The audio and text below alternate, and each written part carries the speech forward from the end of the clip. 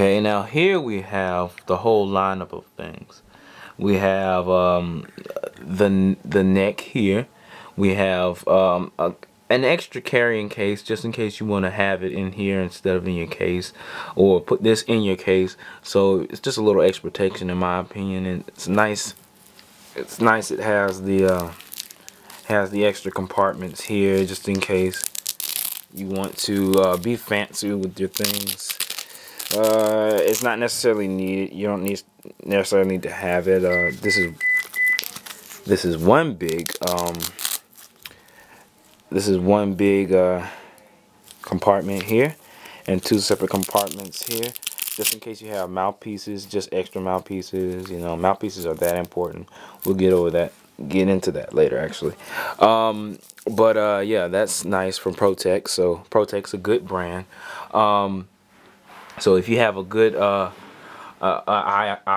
for these things, you can find some really neat things for the saxophone. These are some reed cases. So if you really need these, you really need these. As a matter of fact, I'm going to open my Alexander Superior to explain the neediness of reed cases, because the thing is, since reeds causes vibration, you can't damage the reed in any way, and you really want to keep the reed in prime condition. Here, give me 1 second. It's stuck on there. Oh, it's stuck on there by tape. Okay, give me 1 second. There we go. And okay, so here the Alexander Superior reeds, even though they are good, just depending on your preference and your mouthpiece, they're not protected. You see here, they're not protected. They just have this cardboard back, which is very flimsy, and it can break just like any other unprotected reed, right? So what I ended up doing was I'll end up taking this out, this reed out, its unprotected covering, and slip it in one of these plastic reed covers made by Rico, or you can get one with the Van Dorn reeds or any other reeds that you find. Let's see here. Let's see. And that's pretty much it. We got our reeds, we got our swab, because what our swab does is actually, I'm going to take out the saxophone and show you guys. The swab, this kind of swab is called a cork saver, or pad saver, excuse me. It just goes in here like so, and you just push it in there, and what it does is it gets all the gunk and stuff out of your saxophone. The condensation, which most people think is spit. Most of the spit doesn't get trapped in the body of the horn. It actually gets trapped in the neck of the horn. So you want to clean the spit out of the neck most of the time. Let's see, and we just slip that in there, and it gets all the condensation out of the body of your horn. The bell doesn't really get anything in it, but this is the neck of the horn. So you actually have another swab that comes with the saxophone. If you get any, I guess, survival kit or cleaning kit with your instrument, which is pretty much $14 to $15 for saxophones, yeah, it'll have something in there for you to clean your neck. You can use the traditional swab, which is the cloth with the string on it, to clean that out. So it's not a big deal. Right now, this is just for, I guess, educational purposes.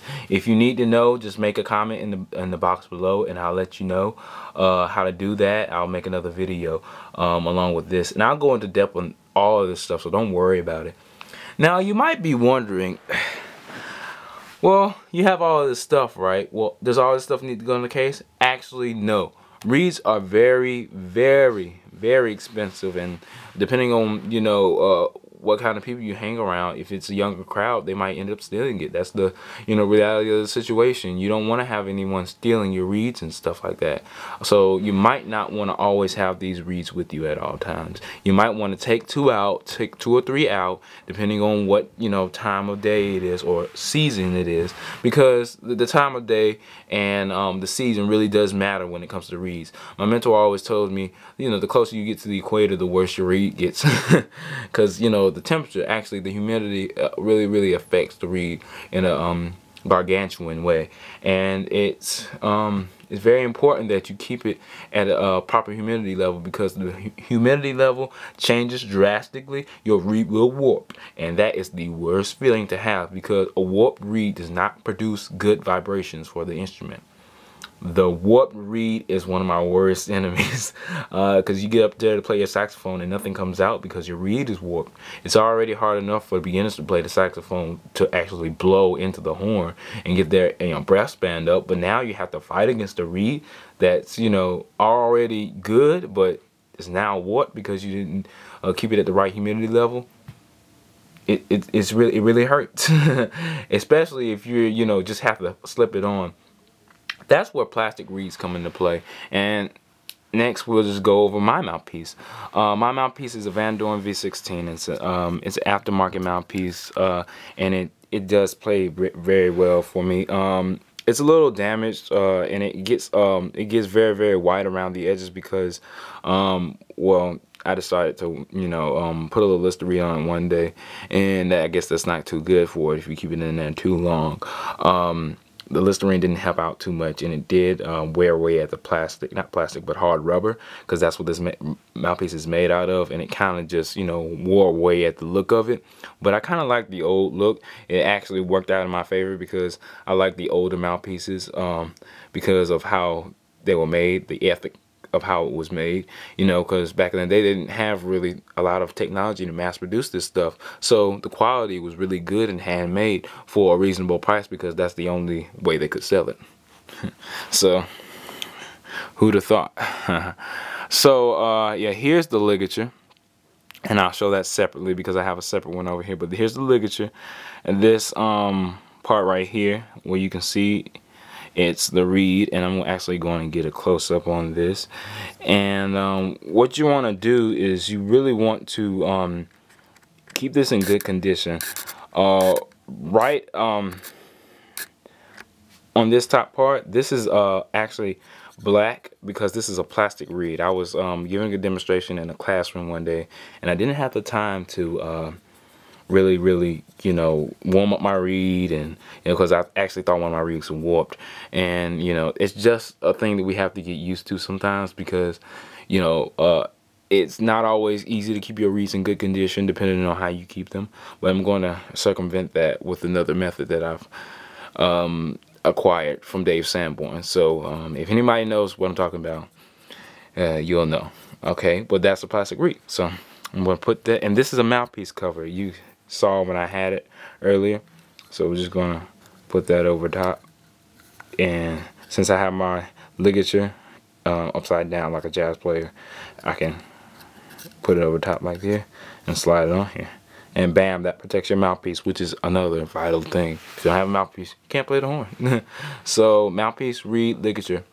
The ligature actually keeps the reed on, so it's pretty much like your like a clamp of sorts, except you just screw it on with these two screws. Just screw it and adjust it to your favor. Most of the time it's going to be quite tight with these newer ligatures, but the aftermarket ligatures have technology in which you don't have to tighten as much to get the same result, if not a better result. But I do record videos that are on aftermarket ligatures, so if you want to look up some, I have some videos down, so keep checking and I'll show you more about that. And people are just calling me, but you might be wondering, Devin, what is that besides your saxophone? And don't you have some more tools you want to talk to us about? Well, yes. As a matter of fact, I do. Now, what we have here on the left of my alto saxophone is one of my favorites, my soprano saxophone. Now, the soprano saxophone, much like the voices again, going back to the voices analogy, people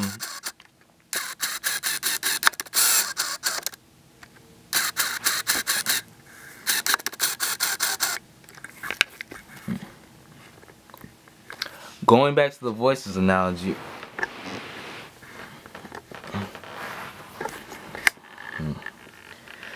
Going back to the voices analogy, um,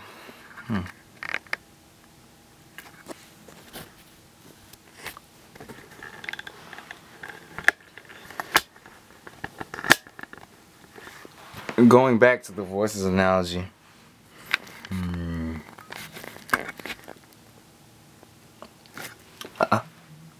Marker and action.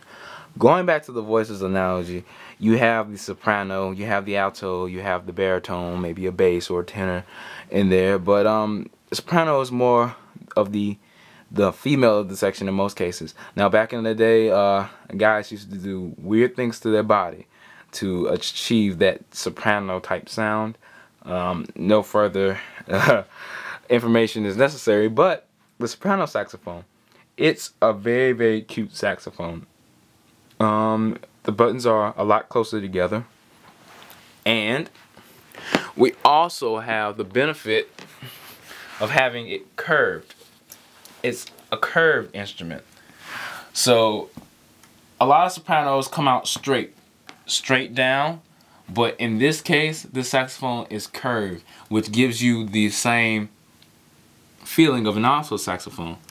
Now you have very, very close fingerings, a lot closer, and it's more like a small flute in this case. Clarinets, you have to actually put your finger in the hole to achieve a good tone quality, but on saxophones and flutes you don't necessarily have to put your fingers in any holes to achieve the perfect sound quality. So I'll compare this to a flute because the fingerings are very, very close, and the transition from key to key is almost flawless, as long as you keep practicing. And yeah, and the neck on this is like 3 inches big.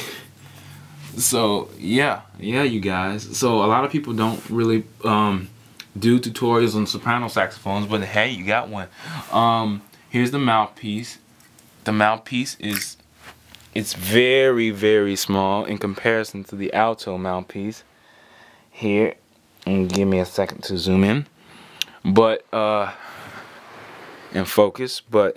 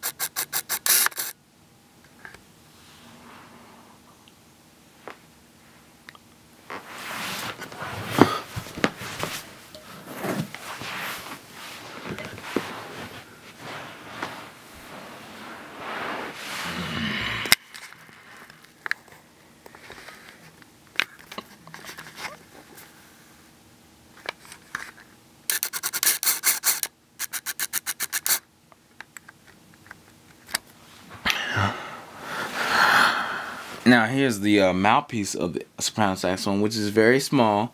Here again we have the ligature, which holds the reed in place. We're going to take this off to see how it actually fits on. It just fits on like that, and the reed pretty much falls off. I'm gonna have to replace that, but I'm actually running on a Java, red Java, and this is actually a no-name mouthpiece, so I can't give you the name, but it just came with the saxophone. And this is a Java 3, and it gets a really, really good sound. It's actually pretty bright, even though this is a rubber ligature. The sound is actually bright, which most of the rubber ligatures actually provide a classical darker tone. So yeah, set that to the side.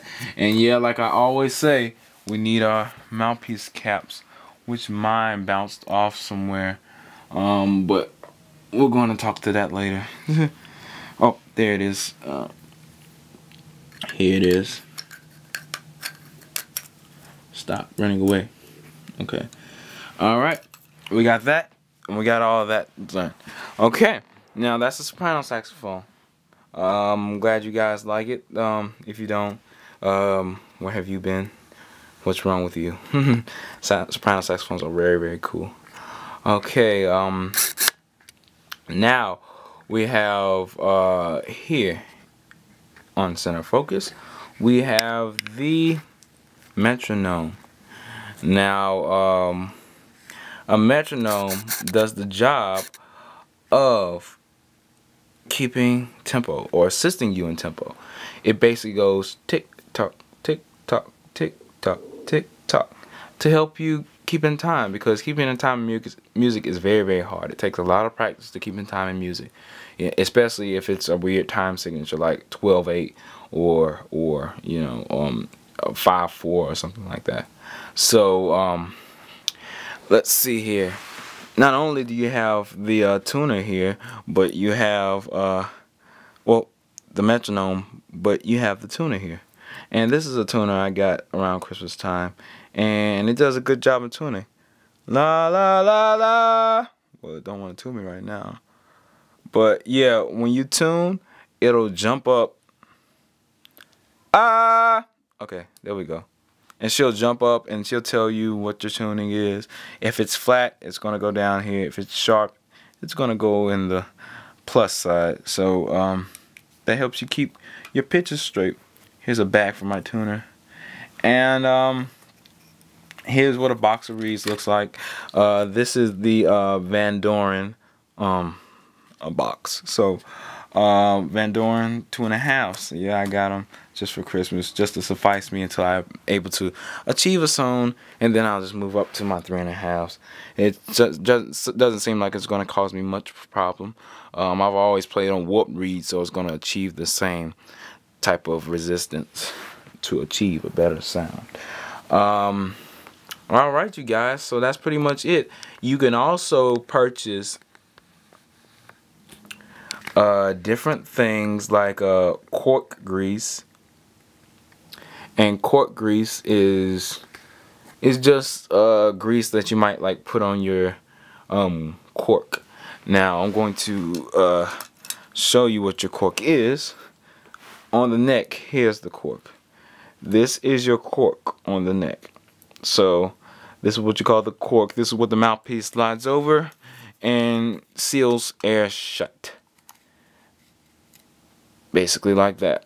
Most of the time you want to put more on there, maybe leave off an inch or so, depending on what saxophone you have. But if that cork is too dry or it's too stiff, the mouthpiece will not slide on. So you use your cork grease and you just apply it there. Okay, now if you're running low on supplies, you might want to use Vaseline. Vaseline works just as well, and it doesn't damage your cork as far as I'm concerned. As far as I know, I can use Vaseline sometimes if I'm running low on cork grease. It's pretty much the same substance. It's pretty much a lubrication that is not wet, more oily, that doesn't damage your cork or have you in a sticky situation. So yeah, so this is the soprano and alto saxophone. I'd recommend you, if you're a saxophone player, to start out with actually the alto if you have the chance. For the simple fact that the alto, it gives you this full range. So basically, if you play the alto, if you're used to playing a clarinet, you can play the alto and the soprano probably pretty well. But alto has a lower range, so it'll actually bridge the gap between the actual clarinet and the alto and the tenor. So you'll have some tenor chops to play with, some tenor embouchure, basically your mouth techniques to play with. It'll make it easier. But if you jump from clarinet to soprano or start on soprano, you won't have that lower, I guess, mouth technique to start off with. So I'd advise you to start off with the alto. It's a bridge. It's a middle ground between the two, and it's pretty much a good range of saxophone to start with, because it's a mid-range saxophone, and it plays really well. It gives you the same type of ranges. If you're able to go that high, it'll give you the same range, almost a lot of the range out of a soprano saxophone, and it'll start to give you some range in the tenor area. of the saxophone. So this is Devin, and keep watching. We have some more tutorials coming up for free. And this is Project Sax, and I'm seeing you guys later.